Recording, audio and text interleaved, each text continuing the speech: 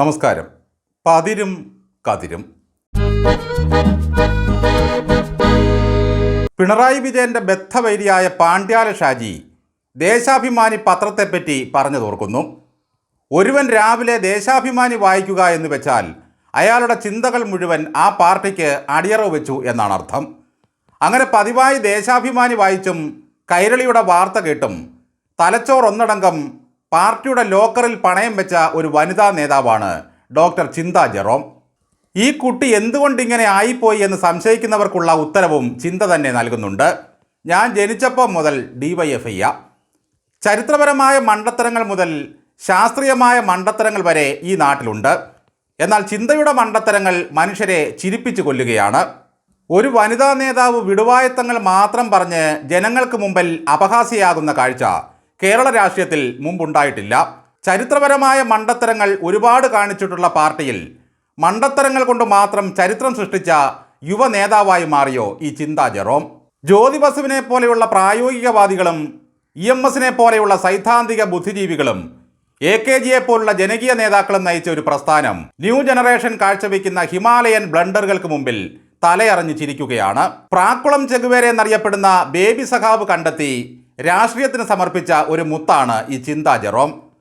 മണ്ട് കലപ്പയ്ക്ക് ഞൊണ്ടിക്കാള എന്ന മട്ടിൽ ഗോവിന്ദനിൽ നിന്നും തുടങ്ങി ചിന്തയിലും ജയിക്കിലും ആർഷോയിലും എത്തി നിൽക്കുന്ന ഈ പരമ്പര ഒരർത്ഥത്തിൽ ലാസ്റ്റ് റീലോടുന്ന CPMന് ഒരലങ്കാരമാണ്.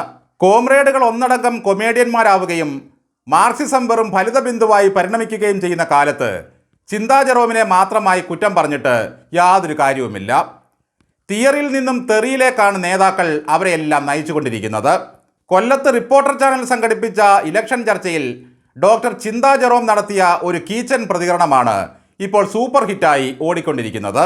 കൊല്ലത്തെ സർക്കാർ ആശുപത്രിയിൽ മരുന്നും പഞ്ഞിയും പാരസെറ്റമോളും ഇല്ലെന്ന് പറഞ്ഞ യുവാവിനോട് ചിന്ത പറഞ്ഞത് അവിടെ പൊതിച്ചോറ് കൊടുക്കുന്നവരാ DYFIക്കാർ എന്നാണ്.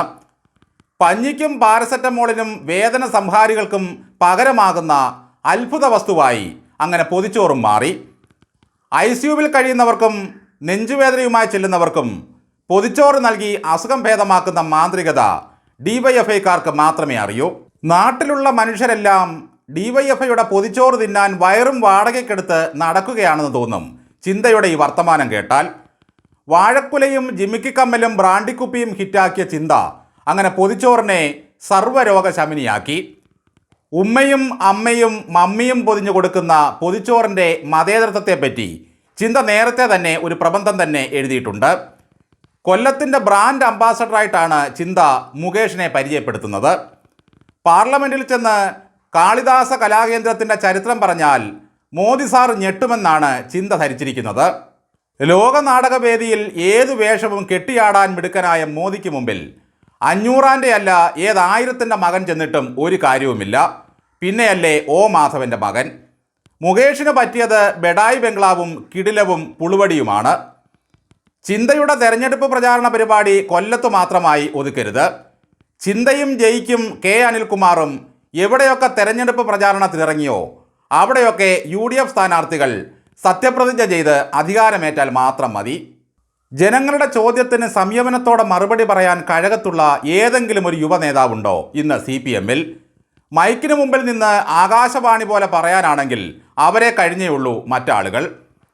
വെട്ടം സിനിമയിലെ ജഗതി കയ്യിലിരിക്കുന്നത് തോക്കാണെന്നറിയാതെ വെടിപൊട്ടിക്കും പോലെ ഒരു വിദ്യയുണ്ട് ചെറുതും വലുതുമായ CPI നേതാക്കളുടെ കയ്യിൽ.